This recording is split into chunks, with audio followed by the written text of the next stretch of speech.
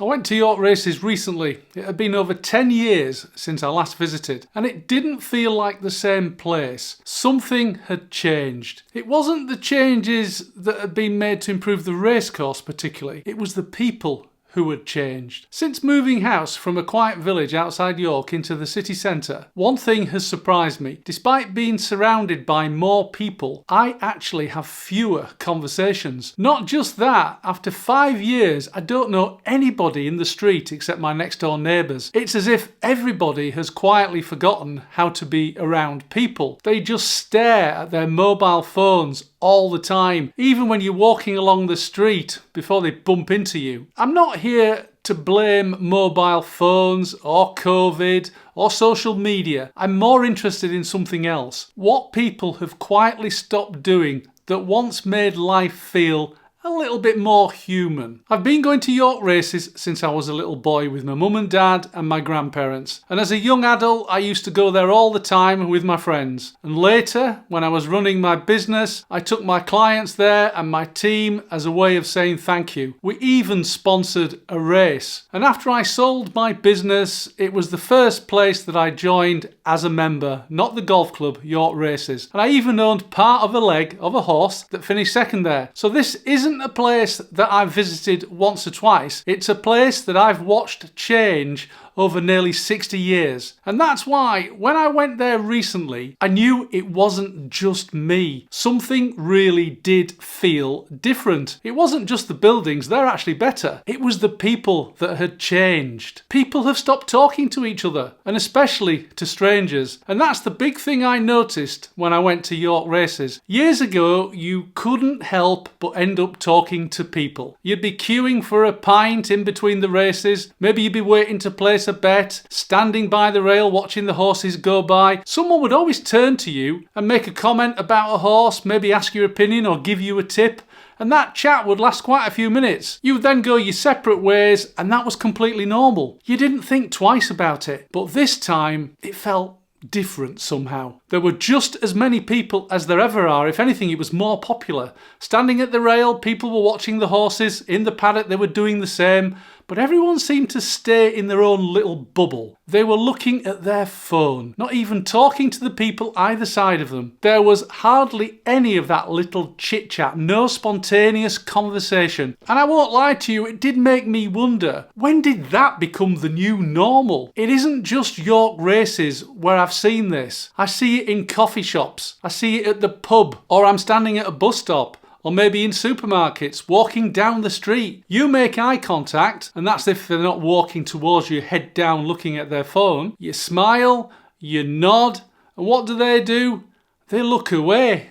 You say hello, and they look surprised. And what do? Ignore you. Almost as if they've become suspicious of friendliness. Now look, I'm not saying everyone should chat to everyone. I'm not that kind of person myself, really. I'm an introvert. I actually enjoy my own company and my own space. But there's a big difference between choosing quiet because it's your natural personality and a society where people no longer feel comfortable acknowledging each other. Those tiny moments, a smile, a nod, a short chat whilst you're waiting in a queue, they might not change your life, but they do make the world feel just a little bit more human. When I was a young boy, going to York Races, my dad couldn't walk from the car park to the grandstand without talking to someone. The police on duty, the attendant guarding the walkway crossing the track, in the queue for the turnstiles, and we were always on the cheap side. It felt as though he knew everybody.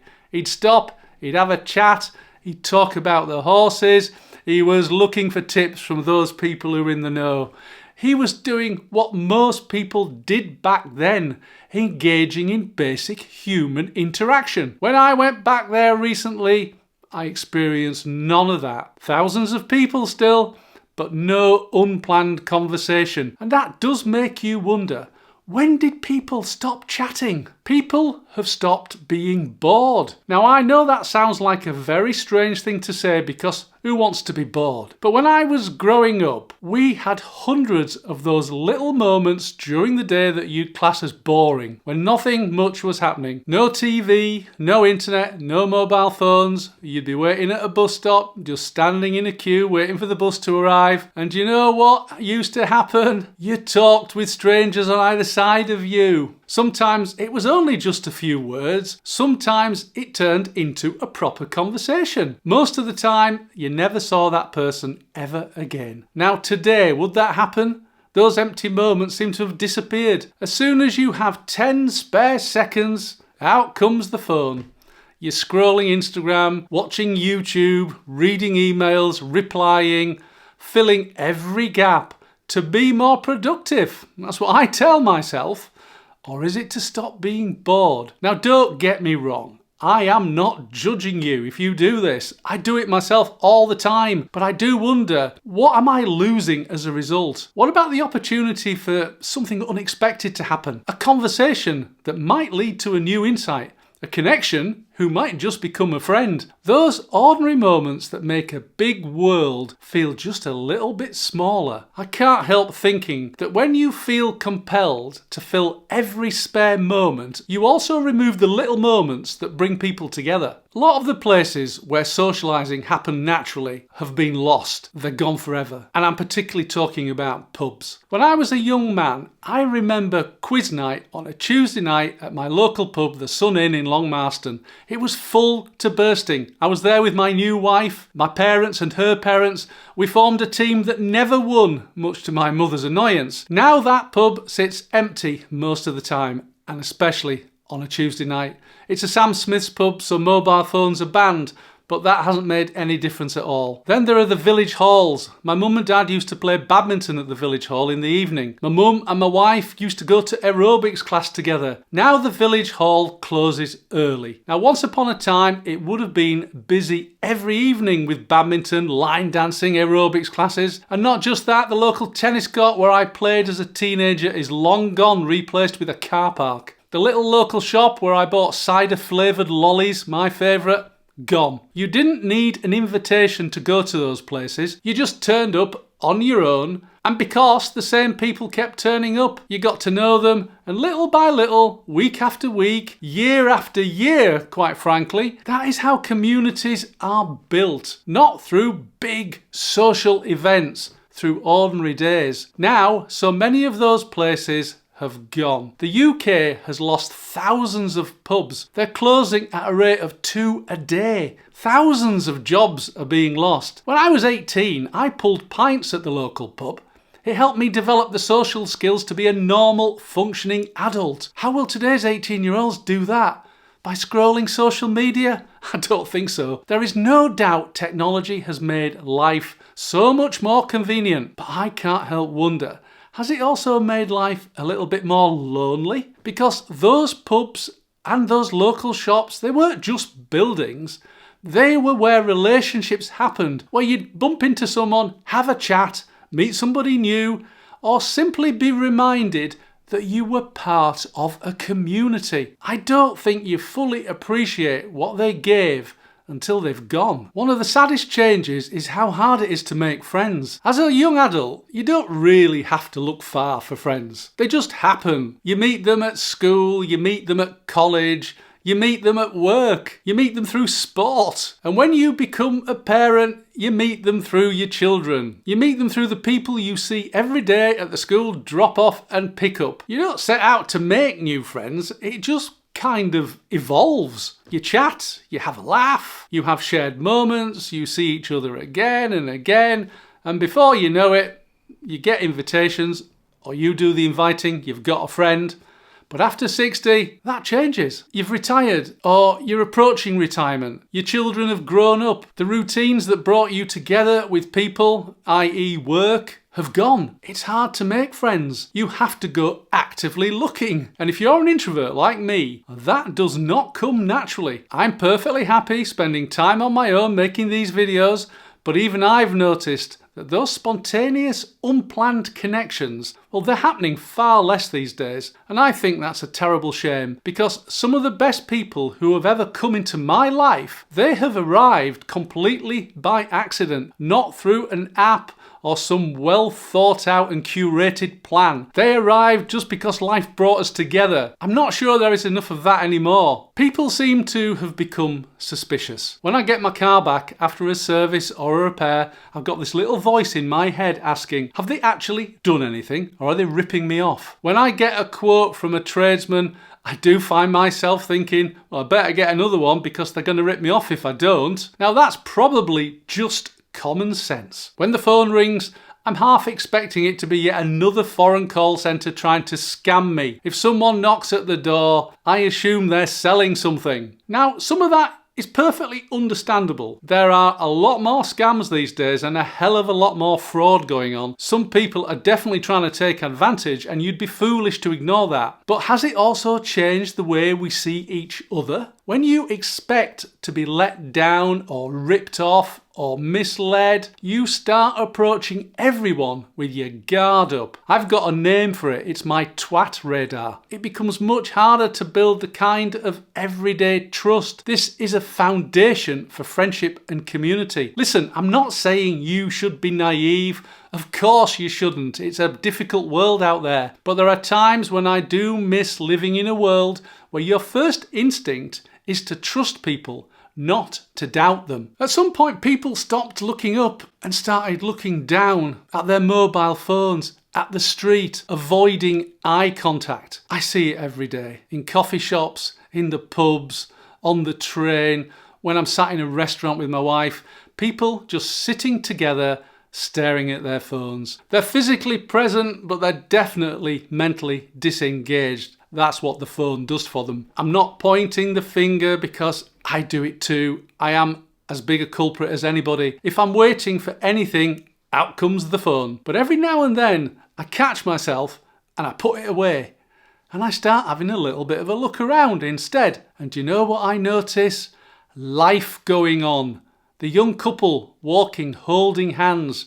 The dad trying to keep up with his toddler. The old boy with the walking stick saying hello to strangers and getting ignored. The dog desperately trying to make friends with everyone. Now these are little moments that I'd have missed if I had been buried into my phone screen, or if I'd walked with my head down looking at the pavement. I do wonder how many conversations or smiles or chances to connect do you miss because you never look up long enough to see them. I don't think the phone is the problem in itself. It's just a tool. The problem is when the screen becomes much more interesting than the world right in front of you. I've spent a lot of time thinking about why this might have happened. I don't think there's one answer. You can't point to one day or a single event and say that's when everything changed, because it didn't. Life is not that simple. Maybe it was the advent of mobile phones and then smartphones.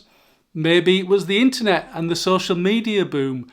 Maybe COVID changed people's habits because, let's face it, locked up at home and then having to work from home, maybe people never really rebuilt afterwards. Or maybe life just became so much more convenient that people stopped needing each other as much in person. Everything can be done online, can't it? Which means you can go days and days and days without really having to speak to a single person. And while that's incredibly convenient, it's certainly not a formula for happiness, because human beings have always needed other human beings, and no amount of technological advancement is going to change that simple fact. There's a really interesting example of this going on in the world right now: artificial intelligence, AI. It seems to me that people either love it or hate it. Now, I'm not a hater. That would be hypocritical of me. I use AI every single day. It helps me plan, create, and think. It saves me hours and hours of drudgery every week. It's one of the most useful and exciting technologies that I've ever used, but I can see the pitfalls. There's one question that I do keep coming back to. What happens if talking to a computer becomes so much easier than talking to another person? Because a computer doesn't interrupt you. It doesn't roll its eyes. It doesn't judge you. It doesn't disagree unless you program it to. Now that might sound absolutely wonderful until you remember that real relationships aren't supposed to be perfect. They're supposed to be human. And that means messy, unpredictable, and challenging. And that's what makes them valuable. So I walked home from York races with one question going round in my head. Had the racecourse changed, or had the people? And I think the answer to that question is probably both. The world has definitely changed. The racecourse has definitely changed. The way people live has changed as a result, and so have people. Not because they wanted to change necessarily. It's been a very gradual evolution, but little by little, one habit at a time, like water forming stalactites and stalagmites in a cave, one drip at a time. People have stopped talking to strangers, stopped allowing themselves boring moments, and stopped making friends by accident. They've stopped trusting, and they've definitely stopped looking up. The places that brought people together are being lost, never to be replaced. And none of those things seem very important at the time. But when you put them all together, they have changed the way it feels to live alongside other people. I'm not saying we should go back to the 70s or 80s or whatever decade you're looking at through rose-tinted spectacles. There are lots of things about modern life that I love. I love the fact that I can do a video call to my son in London, that I can quickly learn anything I want in 5 minutes. I love the fact that I use AI every day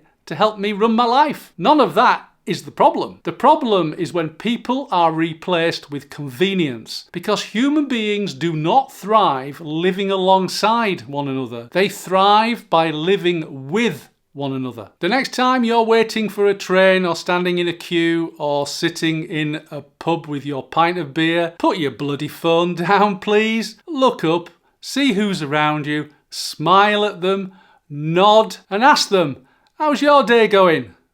You don't have to have a 5-minute conversation with them. You don't have to make a new best friend. But maybe you might bring a little bit of joy into someone's life just for a minute or two. And that can't be a bad thing. The world will feel a lot more human today if you do. I would be interested in hearing your views on this topic. Please join the conversation, leave a comment about anything. AI, mobile phones, chat, loneliness. And if this video resonated with you, watch this one next. It's how to manage your time differently after 60. Thanks very much for watching. I'll see you next time.